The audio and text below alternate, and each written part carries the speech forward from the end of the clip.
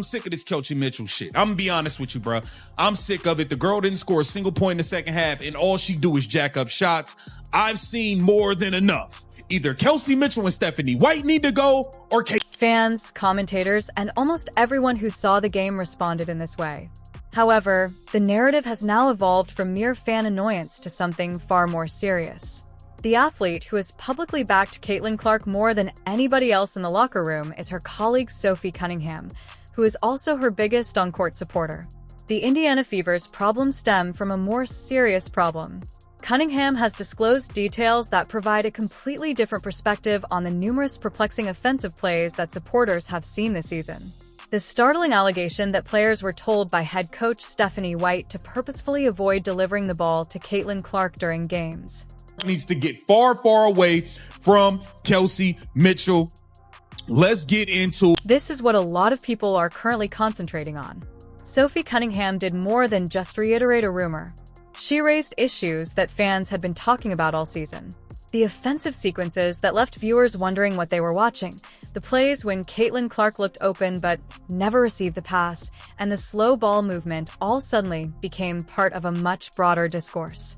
According to Cunningham's perspective, these circumstances weren't just the consequence of bad execution or misunderstandings. She proposed that they were the result of certain coaching instructions. Furthermore, choices taken on the Indiana Fever sideline are seriously called into doubt if that interpretation is correct. The amount of information in this story is what sets it apart. Cunningham wasn't discussing system modifications, offensive philosophy, or chemistry problems in general terms. She didn't provide the kind of well-thought-out retort that athletes frequently employ to steer clear of trouble. Rather, she aimed squarely at head coach Stephanie White, accusing her of giving orders that led to Caitlin Clark being purposefully excluded from important offensive plays during games. That charge is really serious. In professional basketball, debates about tactics, playing time, and shot selection are frequently discussed, but allegations that a coach purposefully restricted participation from one of the league's top players are on a whole other level.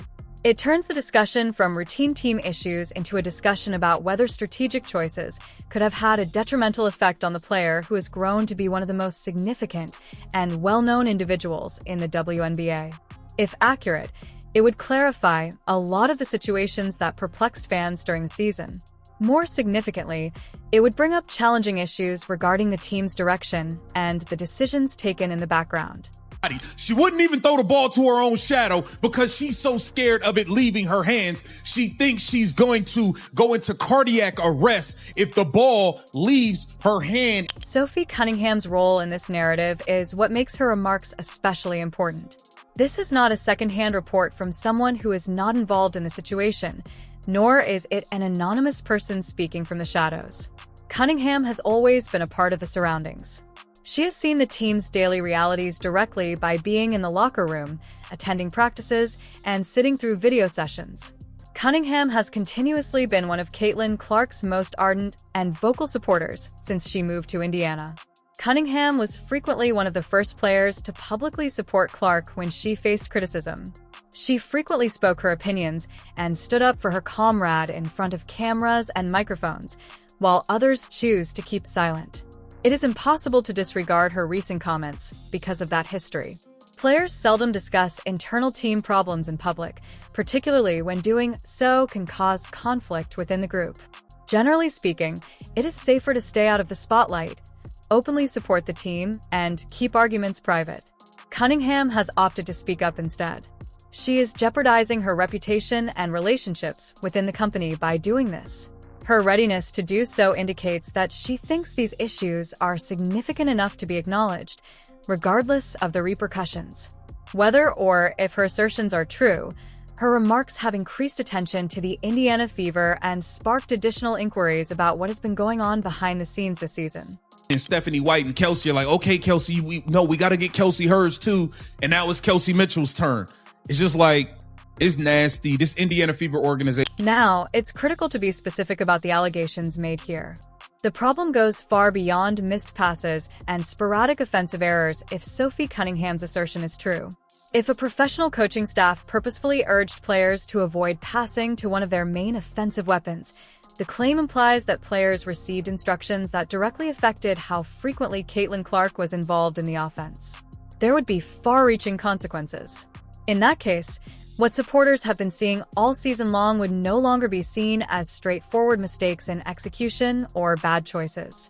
Rather, it would raise significant concerns about the team's strategic orientation and whether some decisions have hindered the team's capacity to play at its best. The game footage itself has intensified the controversy. Numerous spectators and commentators have cited instances in which Clark looked open and positioned to receive the ball, but the play went in a different direction. Because such instances occurred frequently enough for individuals to recognize a pattern, they have become a hot topic of conversation. Many of those issues appear to be reinforced by the movie, based on the analysis presented in this discussion. Analysts have scrutinized sequence after sequence, looking closely at possessions and wondering why some passing opportunities were overlooked. They contend that the same kind of circumstance repeatedly arose throughout the season rather than just that errors were made. That's what makes this narrative so annoying for Indiana Fever supporters. Now, the situations that appeared perplexing in real time are being examined through a whole new perspective. The tape has been examined possession by analysts, who have broken down each scenario and questioned if the judgments were the product of standard basketball decisions or proof of something more important going on behind the scenes. Like just not passing it, just refusing to pass it. This ball could have been passed a long time ago, Kelsey. This ball could have been passed a long time ago. The evidence was not restricted to a single possession or a single isolated game, according to the methodology under discussion. The analysts cited several instances in which Caitlin Clark seemed rhythmically open and prepared to receive the ball.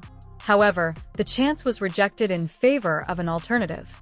To Damiris Dantas rolling to the rim. Give up the ball. The pocket is right there. You see the lane. You see the pocket. Throw the ball. But you want to keep dribbling it and dribbling it. Like, come on. At this point, Sophie Cunningham's remarks give the conversation a fresh perspective. Fans typically assume that a player is making bad choices or acting too selfishly when they witness them continually passing up open teammates, forcing difficult shots, or driving into thick traffic instead of making the obvious pass. Throughout the season, many analysts have used such interpretation, especially when assessing specific offensive possessions. In those circumstances, the player with the ball and the decisions made at the time are inherently accountable. But Cunningham's accusation presents an entirely different scenario. Some of the judgments that fans have been criticizing might not have been taken independently at all, if her claim is true. Rather than being isolated instances of dubious basketball judgment, they might have been the outcome of a team-wide strategy. The topic drastically shifts when viewed via that viewpoint. The coaching staff and organizational decision-making become more important than individual players. People start questioning whether numerous players were following the same set of instructions rather than why one player disregarded an open teammate during a particular possession. Out there by herself. It's literally a circus when this girl is out there, man. She's in her own world, like she's dribbling in a mirror. Because Sophie Cunningham's disclosure alters our perception of the entire season. Every perplexing possession, every time the ball was thrown somewhere else while Clark was wide open at 654, every offensive sequence that seemed to defy conventional analysis and fundamental basketball logic. All of this now points to a single, coherent answer. They were told not to pass the ball to her by the head coach. Additionally, there is no indication of the player's haphazard selfishness in the video, which the analyst closely reviewed possession by possession at 710.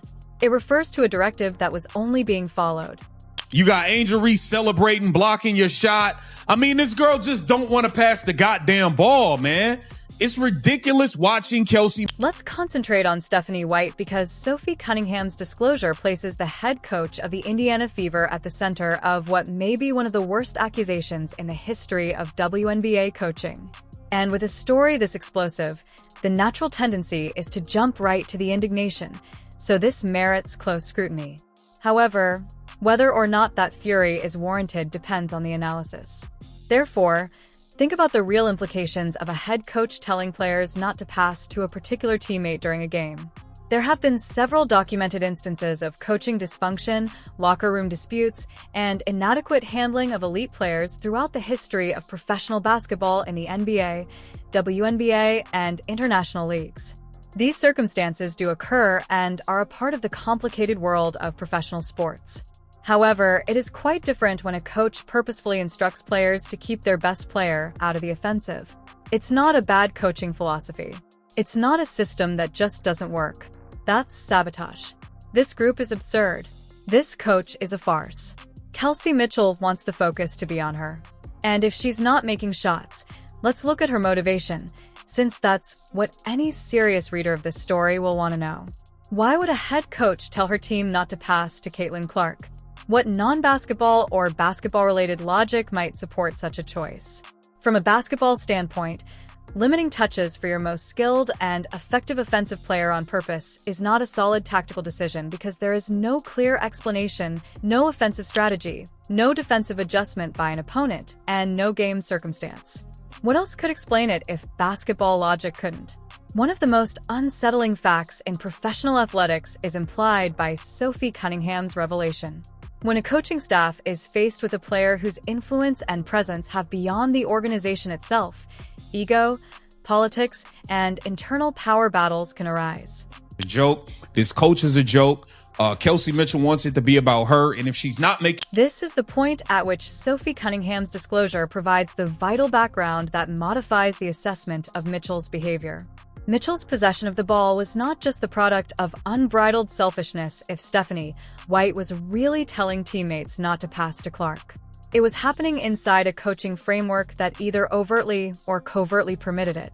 Mitchell chose to disregard the instruction that he was not being asked to regularly get the ball into Clark's hands. She was, at the absolute least, working in a setting where there was no such directive and perhaps even one where the contrary message was being conveyed. That does not absolve Mitchell of all accountability for her own choices. Regardless of the system they are in, professional players are still required to read the game correctly, make the ideal basketball play, and perform basic ball movement. However, it does offer crucial context and transfers the main blame for the dysfunction to the head coach, as Sophie Cunningham's admission finally indicates. Interview 14. Sophie Cunningham introduced it to the general audience. The discussion seems to be continuously reinforced by the game video. Throughout the entire season, the fan base has been discussing these topics.